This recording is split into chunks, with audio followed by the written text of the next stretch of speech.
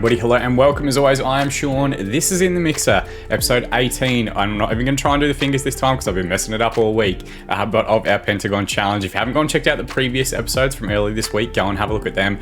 Kind of gets our ball rolling in terms of the Champions League campaign with Shenyang Oban. Introduce you guys to the squad, all that sort of fantastic stuff. We're going to finish off today in the group stages, our last game of that group stage. Hopefully we'll make it through to the knockout rounds, and then maybe if we do, we'll also have the knockout round draw to see how far we can go in the ACL competition this year. A little bit of a different structure at the moment because we're trying to bring you guys as much of this Champions League journey as possible, being that it is a Pentagon challenge. So we haven't jumped forward that much further, but we are still going to recap quite a bit. So let's jump in and see how we've gone. All right, so as you guys can see, at the moment, we are sitting just up in 8th spot, just above my head right there. That's not that bad. We've only played 5 games. A lot of the other clubs in the division have played 6. If we win that game, we can go as high as 3rd. So we're not miles away from it.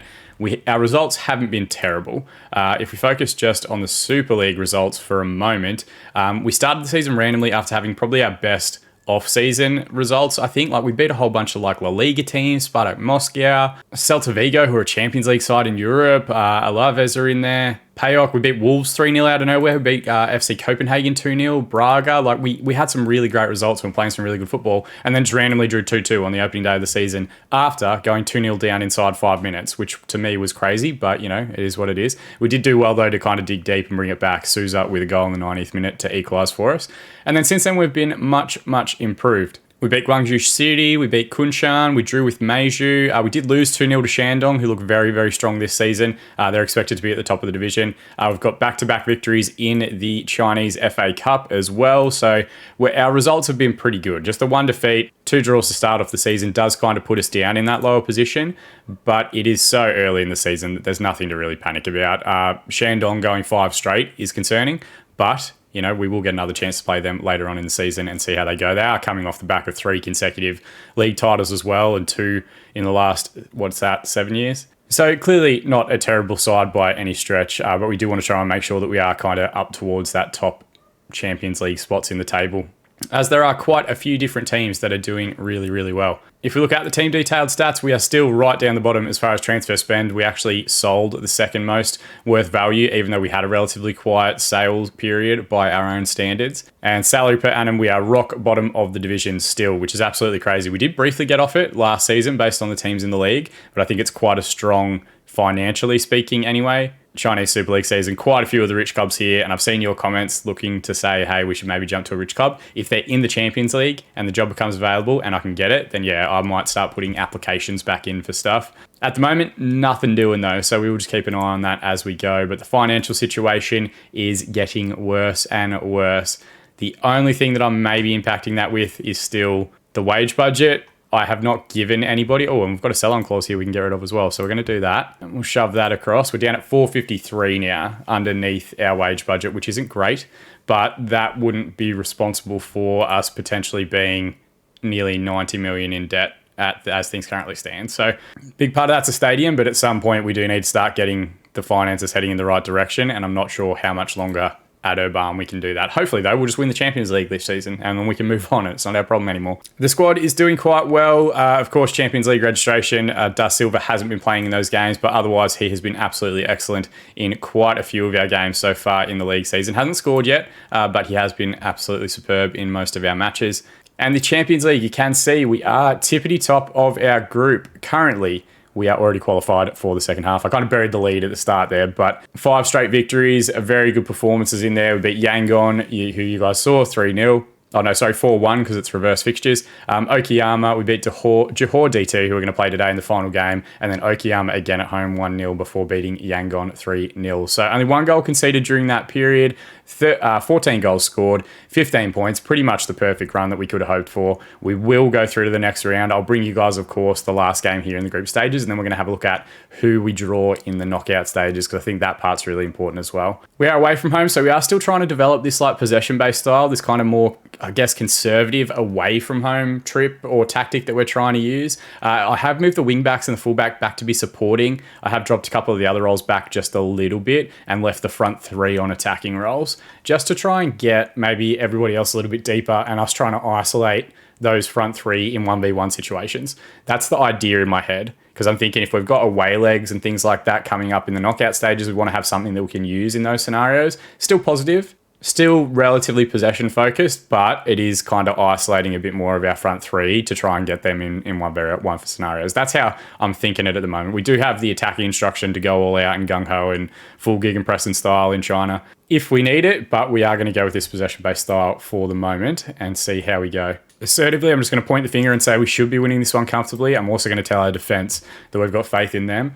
Johor, I think they didn't give us the biggest test. I think Okayama was probably the biggest test in our group, but they're still not a bad side. They did take points off Okayama, so they can do quite a bit. They are playing a flat 4-4-2, which from memory, they did play back when we were up against them in the Malaysian FA Cup right at the very start of the series.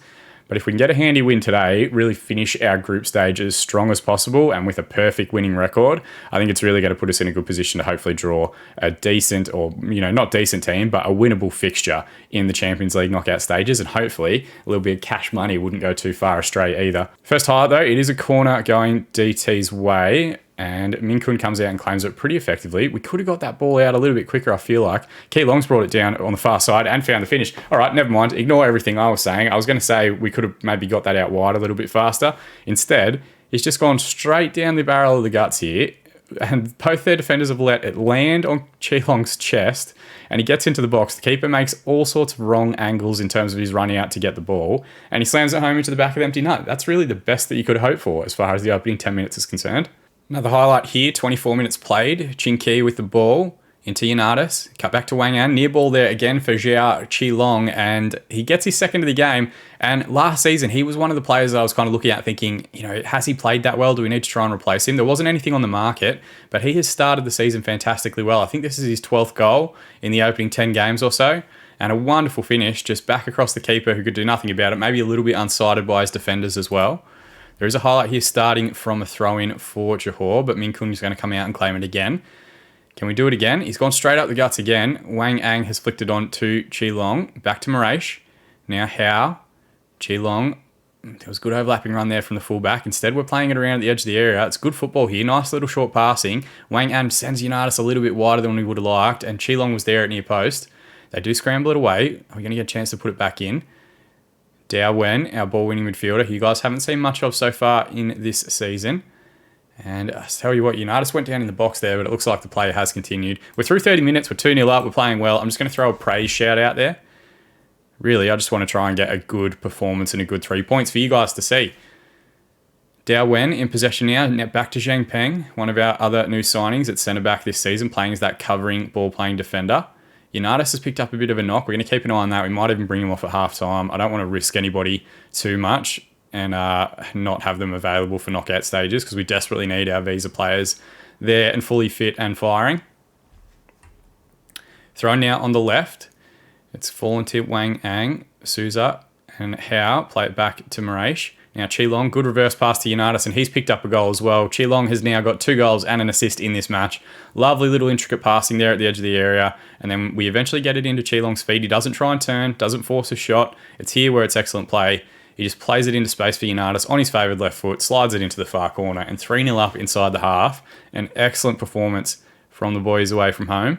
And as halftime is called, we are thoroughly on top. 21 shots, 14 on target, 2.91 XG, and 59% of the possession. They are playing very well. I'm just going to say very pleased with your performance.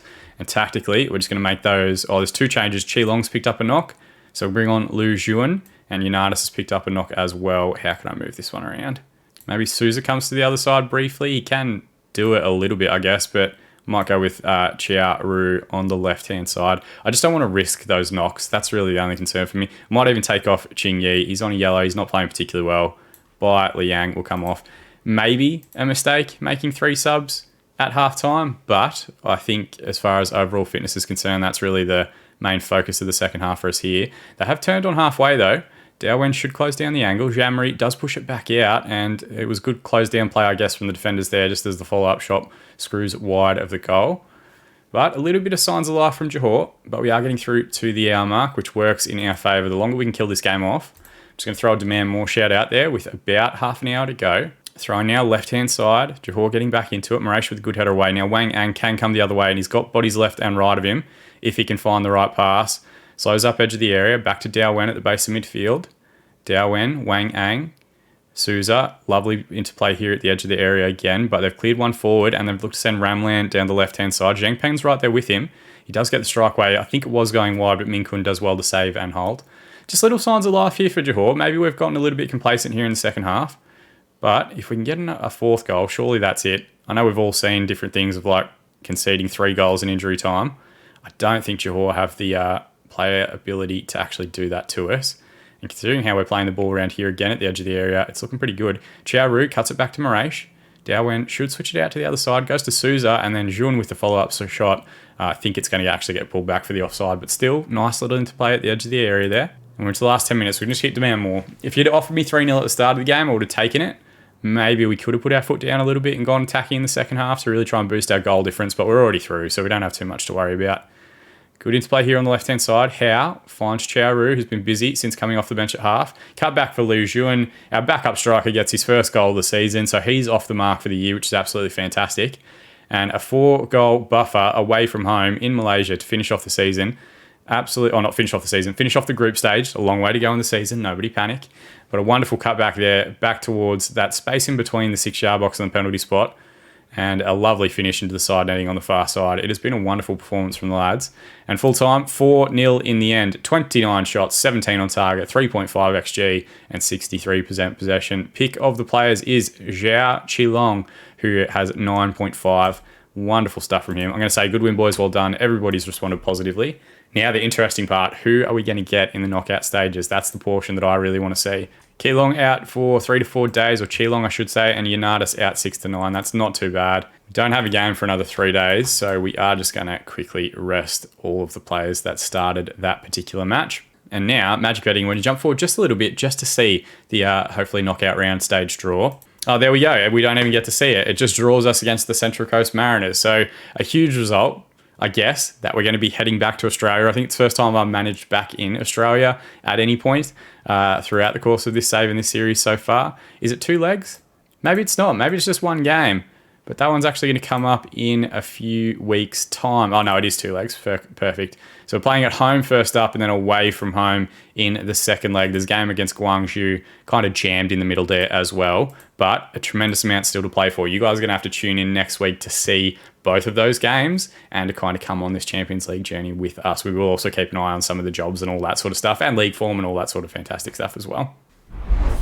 So a bit of a whirlwind episode. It's very, very quick. I know that, but I want to try and bring you guys as much of this Champions League journey as humanly possible. We've fired through a good few seasons with 1 and 2 episodes for entire seasons to get us to this point where we're in China, in control of a big club, in the Champions League tournament itself. Now I really want to focus on bringing you guys as much of that journey as possible so you can share in the success, and hopefully we'll get that first Asian Champions League triumph to then make the jump across to Africa, win that one, and start getting this Pentagon challenge really working as far as the overall world of football is concerned. It's already 2033 as well, by the way. Like, we are well and truly down into the future. We're proper regen territory now. So hopefully you guys are enjoying the series and the save as well. If you have feedback, positive or negative, of course, drop it down in the comment section below. I will change, I'll amend stuff based on what you guys want to see. But more than anything, I just appreciate you all watching along with me. As always, I've been Sean, and I'll see you all again in the mixer.